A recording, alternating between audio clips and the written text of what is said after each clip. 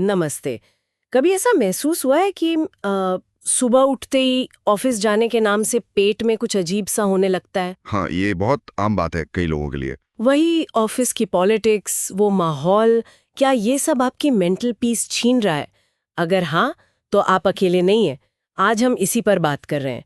ये जो टॉक्सिक या स्ट्रेसफुल वर्कप्लेस होते हैं ना, वहाँ मेंटली कैसे टिके रहे, खुद को कैसे बचाएं? बिल्कुल। और ये चीज सिर्फ ऑफिस तक नहीं रहती, ये घर तक आ जाती है। मुझे याद है एक बार दोस्त की शादी थी, सब खुश थे पर मेरे दिमाग में तो बस ऑफिस की कोई टेंशन चल रही थी। मैं चाह कर भी एंजॉय नहीं कर पा रही थी। सही कह रहे हैं। इसका असर बहुत गहरा होता है। और देखिए, आज हम बात करेंगे कि ऐसी सिचुएशन में सिर्फ सहना ही ऑप्शन नहीं है। हमारा मकसद है कुछ प्रैक्टिकल तरीके समझना, जिनसे हम निपट सकें, अपना मानसिक स्वास्थ्य बचा सकें। बिल्कुल। तो कहाँ से शुरू करें? शायद सबसे पहले ये समझना जरूरी है कि ये जो नेगेटिविटी है, इसका सोर्स क्या है। एग्जैक्टली। पहला कदम यही है, प्रॉब्लम को पहचानना। मतलब ये बॉस की वजह से है, या कोई कलीग है, या पूरी कंपनी का कल्चर ही ऐसा है, या फिर काम का बोझ? हाँ, ये क्लैरिटी बहुत जरूरी है, क्योंकि सोर्स पता होगा तभी तो सही तरीके से निपट पाएंगे। सही बात है। जैसे अगर कोई एक इंसान दिक्कत दे रहा है तो स्ट्रैटेजी अलग होगी, और अगर पूरा कल्चर ही टॉक्सिक है तो बिल्कुल अलग। कभी कभी ये बहुत सटल होता है। जैसे कोई लगातार आपकी बात काट रहा है या सबके सामने नीचा दिखा रहा है। इन पैटर्न्स को नोटिस करना होगा। जी। अच्छा, तो मान लीजिए पहचान लिया कि दिक्कत कहाँ है, सोर्स पता चल गया, फिर अगला स्टेप क्या? अगला स्टेप, और ये बहुत जरूरी है, वो है बाउंड्रीज बनाना, सीमाएं तय करना, एक लकीर खींचना। सीमाएं मतलब किस तरह की? देखिए, ये इमोशनल बाउंड्रीज भी हो सकती हैं और टाइम बाउंड्रीज भी। ओके, इमोशनल बाउंड्रीज मतलब ये कि दूसरों की नेगेटिविटी को, उनके बुरे बर्ताव को पर्सनली ना लेना, उसे खुद पर हावी ना होने देना। अच्छा। ऑफिस की जो फालतू गॉसिप होती है या पॉलिटिक्स, उससे खुद को डिटैच रखना। ये समझना कि किसी और का रवैया आपकी कीमत तय नहीं करता। और टाइम बाउंड्रीज, वो तो शायद ऑफिस आवर्स वाली बात हुई। हाँ, बिल्कुल।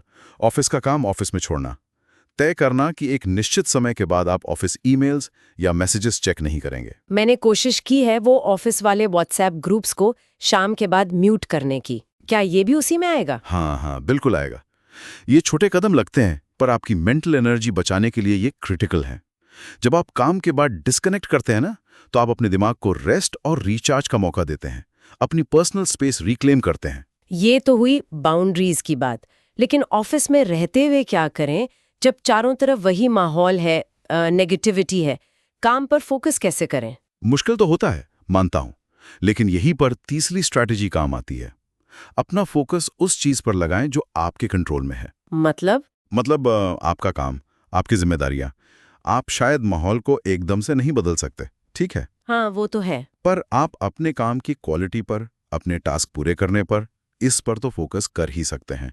इससे आपको एक सेंस ऑफ कंट्रोल मिलता है। अच्छा, हाँ, ये बात तो है। और आपका परफॉर्मेंस भी बना रहता है। अपनी छोटी छोटी कामयाबियों को भी पहचानिए, उन्हें सेलिब्रेट कीजिए। ये उस नेगेटिव माहौल में पॉजिटिविटी के छोटे छोटे आइलैंड्स की तरह होते हैं। सही कहा। अपने काम पर फोकस करने से शायद वो बाहरी शोर थोड़ा कम लगे, लेकिन ये सब अकेले करना, क्या ये मुमकिन है? कोई सपोर्ट नहीं चाहिए होता? बिल्कुल चाहिए होता है। अकेले लड़ना बहुत मुश्किल है, और इसीलिए चौथी स्ट्रैटेजी है एक सपोर्ट सिस्टम बनाना। सपोर्ट सिस्टम कैसा? ये ऑफिस के अंदर कोई भरोसेमंद पॉजिटिव सोच वाला कलीग हो सकता है, या ऑफिस के बाहर आपके दोस्त, परिवार, कोई मेंटोर। जरूरी ये है कि आप अपनी फीलिंग्स किसी ऐसे के साथ शेयर कर सकें जो आपको समझे, जो शायद आपको एक नया पर्सपेक्टिव दे। हाँ, कोई ऐसा जो सिर्फ सुने नहीं, बल्कि शायद कोई हल निकालने में भी मदद करे। मैंने देखा है कभी-कभी किसी ऐसे दोस्त या कलीग से लंच पर बात करके ही बोझ हल्का हो जाता है। बिल्कुल। बस ये ध्यान रखें कि ऐसे लोग हों जो सोल्यूशन ओरिएंटेड हों, ना कि सिर्फ शिकायतें बढ़ाने वाले।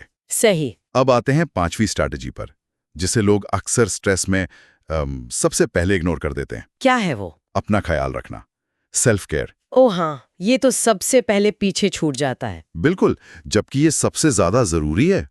ये कोई लग्जरी नहीं, जरूरत है। लगातार स्ट्रेस आपको निचोड़ देता है, मेंटली भी और फिजिकली भी। इसलिए रेगुलर एक्सरसाइज, अच्छा खाना, पूरी नींद, मेडिटेशन, योग या कोई हॉबी जो भी आपको पसंद हो। कुछ भी जो आपको रिचार्ज करे। एग्जैक्टली ये आपके रिचार्ज बटन है। ऑफिस के बाहर एक खुशहाल, भरपूर जिंदगी जीना, ये उस टॉक्सिक माहौल से लड़ने में आपका सबसे बड़ा हथियार है। मान गई, जब हम अपना ध्यान रखते हैं तो अंदर से मजबूत महसूस करते हैं। लेकिन एक सवाल है, क्या हमेशा टिके रहना ही है? मतलब क्या कभी छोड़ देना भी सही नहीं होता? बिल्कुल होता है। और यही हमारी छठी और आखिरी स्ट्रैटेजी है, ये जानना कि कब निकलना है, कब एग्जिट करना है। अच्छा। देखिए, अगर आपने सब कुछ ट्राई कर लिया, boundaries, focus, support, self care, और फिर भी सिचुएशन असहनीय है, आपकी मेंटल या फिजिकल हेल्थ पर बुरा असर पड़ रहा है, तो नौकरी छोड़ना एक वैलिड और बल्कि एक ब्रेव डिसीजन हो सकता है। क्योंकि हेल्थ सबसे पहले है। बिल्कुल, कोई भी नौकरी आपकी सेहत से बढ़कर नहीं है। लेकिन ये फैसला शायद जल्दबाजी में ना ले, मतलब पूरी प्लानिंग के साथ। हाँ, बिल्कुल। अनलेस की सिचुएशन एकदम इमरजेंसी वाली हो, बेहतर है कि आप सोच समझकर फैसला लें। अपने फाइनेंस देखें, नए मौके तलाशना शुरू करें, अपना नेटवर्क यूज करें। एक बैकअप प्लान के साथ निकलना हमेशा सेफ होता है। इसे हार मानना ना समझें, ये अपने बेहतर फ्यूचर के लिए एक स्ट्रैटेजिक मूव है। तो आज की बातचीत को अगर समेटें तो मेन पॉइंट्स ये हुए। पहला, प्रॉब्लम की जड़ पहचानो। दूसरा, मजबूत बाउंड्रीज बनाओ, इमोशनल भी, टाइम की भी। तीसरा, बाहरी शोर पर नहीं, अपने काम पर फोकस करो। चौथा, अकेले मत लड़ो, एक सपोर्ट सिस्टम बनाओ। बिल्कुल। पांचवा, सेल्फ केयर को हल्के में मत लो, उसे प्राथमिकता दो। और छठा, अगर कुछ काम ना करे तो सोच समझकर प्लान के साथ बाहर निकलने को तैयार रहो। एकदम सही। और एक बात और सोचने की है। बताइए। ये जो मुश्किल अनुभव होते हैं ना, ये हमें आगे के लिए क्या सिखाते हैं?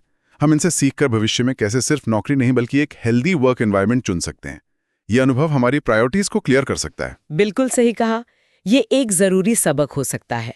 खैर, अपना और अपने मानसिक स्वास्थ्य का ध्यान रखना सबसे जरूरी है। खुश रहने की कोशिश करते रहें। नमस्ते। नमस्ते।